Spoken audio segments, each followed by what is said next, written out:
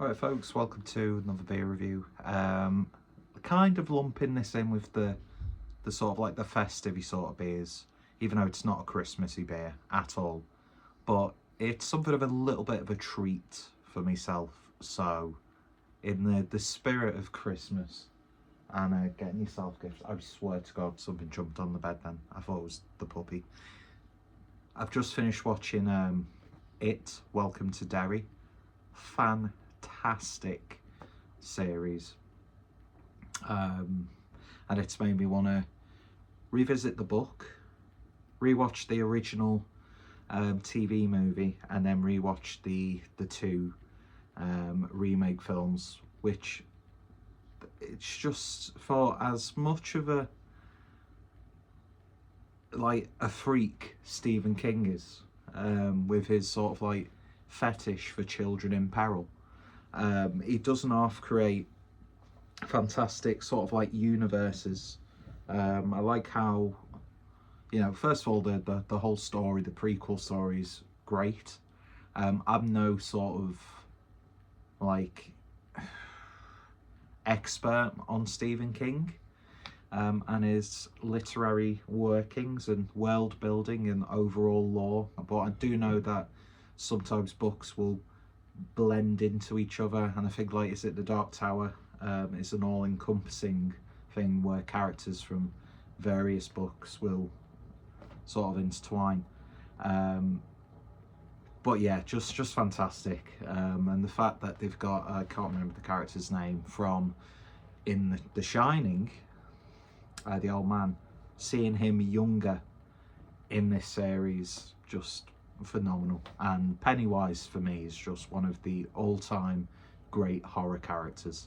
Highly recommended, really is. And it also shows the time as well, obviously based in the 50s, I believe. And especially the sort of the racial tensions. I think handles it really well and incorporates it perfectly into the concept of what it is. Anyway, I digress quite a bit. But yeah, so in the spirit of giving and treating yourself, because fuck other people, fuck buying presents for everyone else, treat yourself. When I saw that they had this on House Trebly Madness from Brew Export, obviously that's who's got it, brought it in. But yeah, I think this is a beer that I think I've had before on tap, or I've got a sneaky suspicion that Mersey Beers has probably more than likely bought a can and just shared it with people. And yeah, so it'd be really good to get this reviewed. And this is Parish Brewing Co. Ghost in the Machine, which is a double IPA, clocking in at the classic 8% ABV. An iconic beer, and a little bit of a treat on the run up to Christmas, even though it is a bit of a school night. But in my defence, I'm about to make my lunch for tomorrow, and I like to cook and prepare food with a nice beer. Some people say it's a problem. I'll let you decide. So yeah, really excited to get this reviewed on the channel and to give it another go. Because I think I've definitely had a few Parish beers. Here's Betty.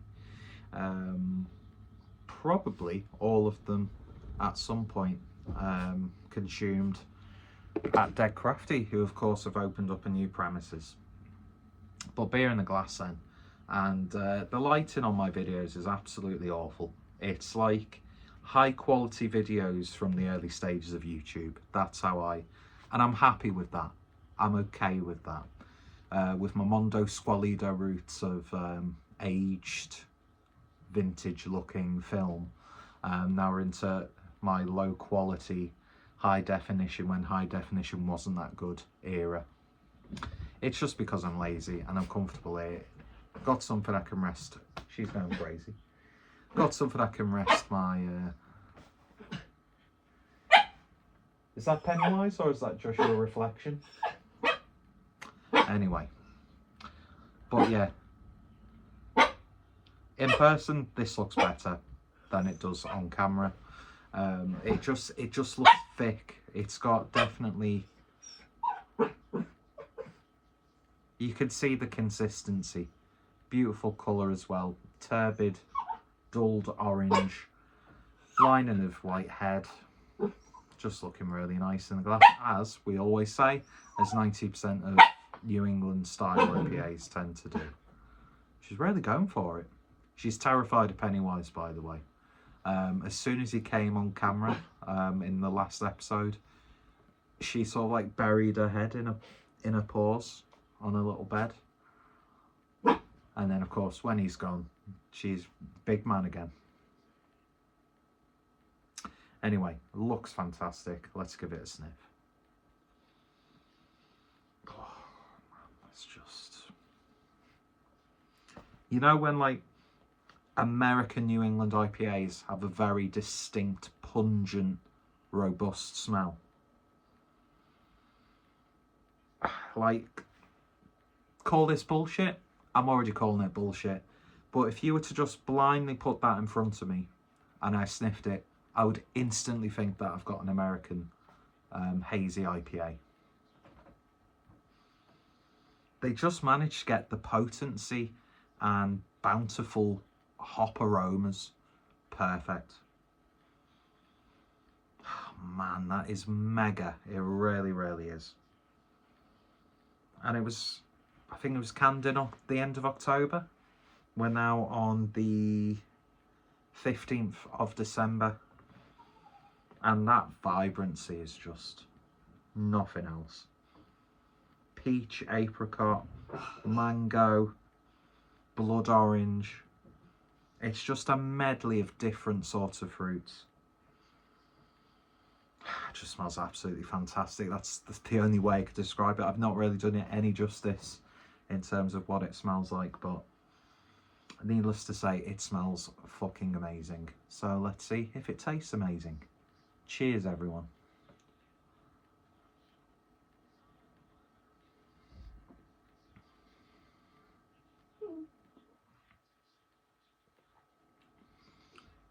You took the words right out of my mouth. I know you can't have any.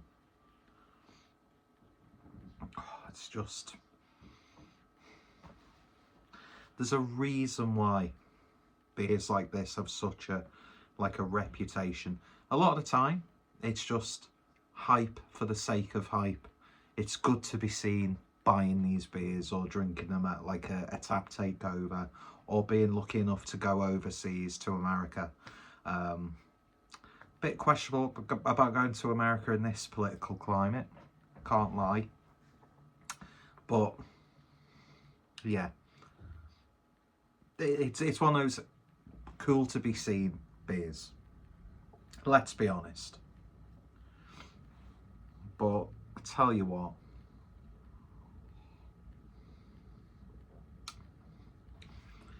starts off really nice, rich, smooth, just the right amount of sweetness, beautiful body, quite a strong bitterness on the back end as well. So it's just a wonderful drinking experience. A little bit dry, makes you want to go in for another sip.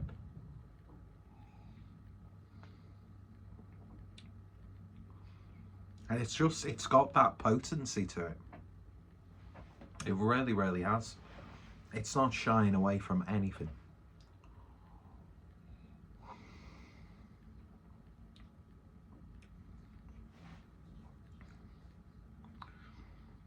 It's just so damn good. It really, really is. I don't think I've described the beer. I'm at a loss on how to describe this beer, because I don't know if you've noticed, but when I do any sort of IPA review, I'm just giving you the same flavours and descriptors from video to video. It's got vibrancy, it's got depth, it's got a beautiful earthy bitterness, pungent bitterness on the back end.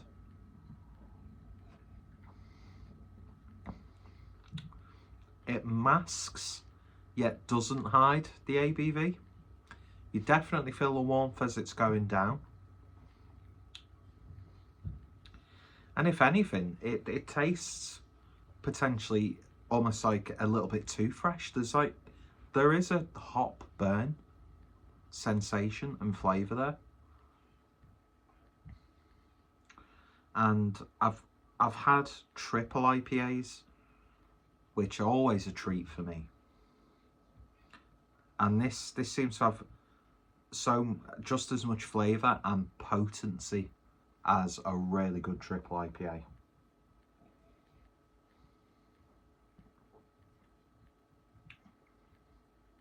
The flavours extracted from the hops in this is just sensational. And even though here in the UK, at one stage it was the American breweries that were, you know, you looking here, there, everywhere, you're going through all sorts of channels to get hold of these beers. And obviously very, very heavily inspired by the American craft beer scene. We're producing, and not just the UK, Europe, other continents are available.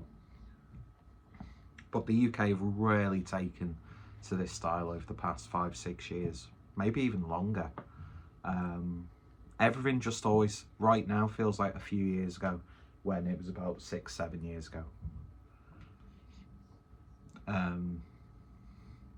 But every now and then you get one of these well-renowned and highly regarded beers from an American brewery,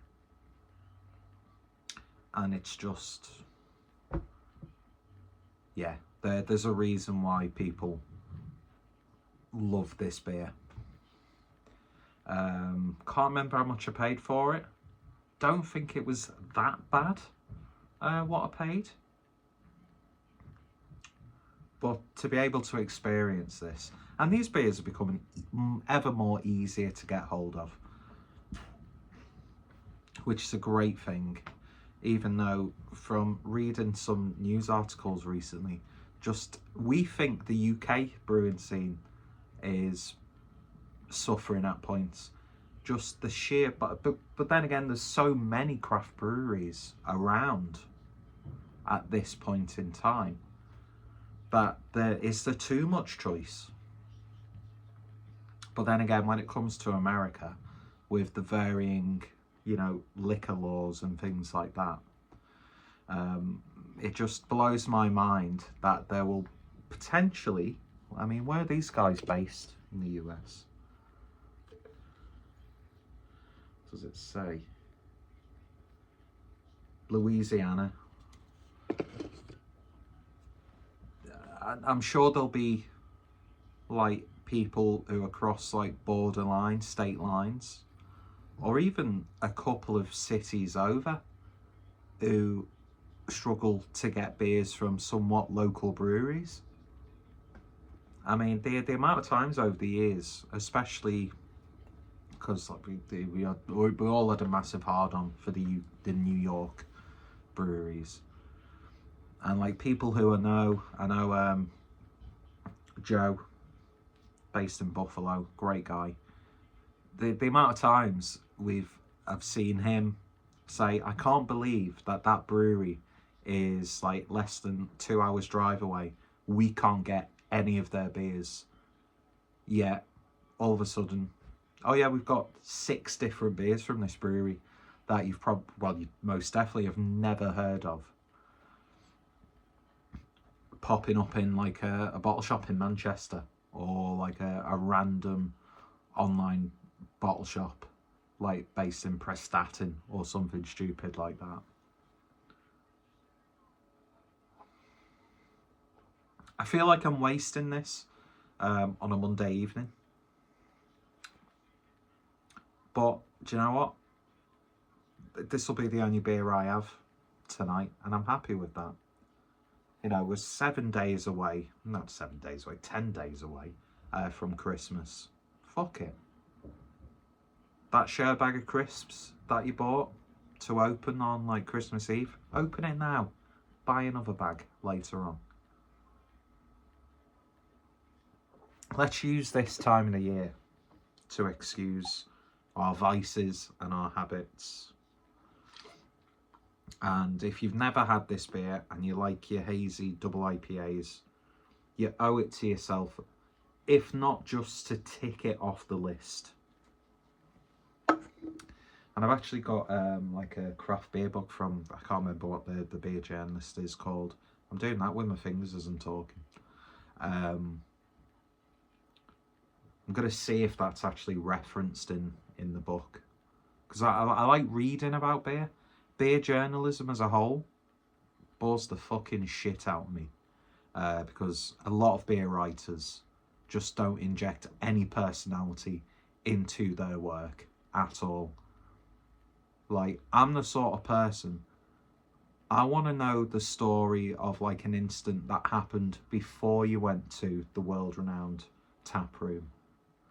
I want to know about like an altercation that you had on the train going into Manchester before taking a tour around Cloudwater's brewery. Do you know what I mean? I want those stories, and almost the main part of the story to become a minor part of the story.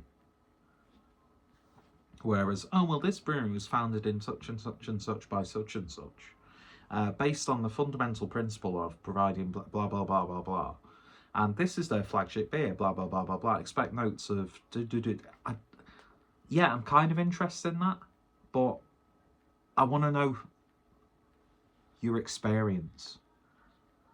Do you know what I mean? It's like cliche as fuck, but that was the beauty of the likes of Anthony Bourdain. Yeah, of course, food is at the forefront, but it was what happened on the journey to experiencing that food and the trials and tribulations along the way, or a random person you spoke to in the tap room who spilt their life or exposed something really dark and sinister about themselves. That's what I'm about. So it's very hard to please me when it comes to beer journalism. It's like food writing as well. It's just one of those things. But this is a fucking great beer. It really, really is. I really, really like that. And like I said, if you've not tried it, give it a try. I mean, is it the greatest IPA that I've ever had in the world? No. Solely based on the fact that there's so many great examples of this style. But could this beer still be relevant in 5-10 years' time? Hell yeah. Hell yeah, definitely. They had a couple of other beers on on Trebling Madness. In fact, I think sort of like a derivative of Ghost in the Machine. But I thought, I saw this, I wanted to try and keep the order quite sensible, and this was my sort of like big beer of the purchase. And it's a Christmas treat to myself, and I've wasted so much time talking about it without actually telling you about the beer. I want this in beer journalism. I want a 10-paragraph story before there's like a 20-sentence paragraph about the beer itself. So, vis-a-vis, therefore, ergo, I'm a fucking genius.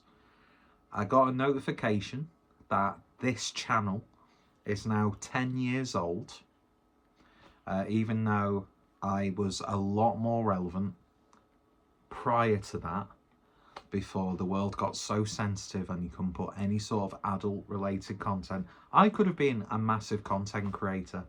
I could have been a pioneer in a vintage porn journalism and sleazy shock film critique.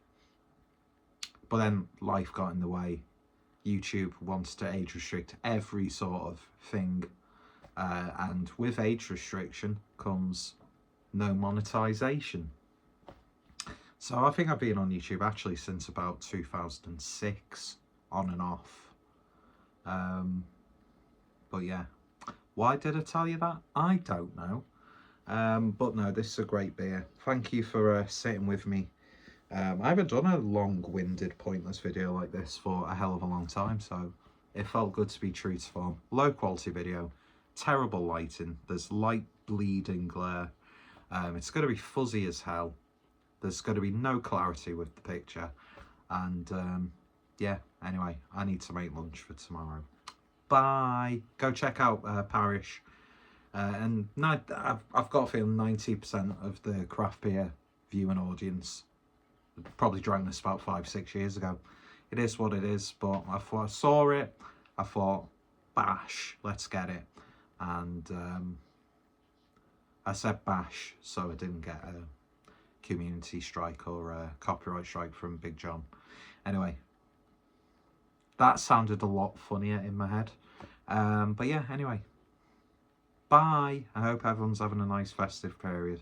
And if you're not, just try and make the best of it. Anyway, cheers for watching. There's got to be a few more videos before Christmas. And the next beer review will be a festive one, at least. And if I remember, it's also going to incorporate a bit of a Clueless Eats. Why am I making reference? This should be a standalone video. Anyway, it doesn't matter. Bye. Fuck off.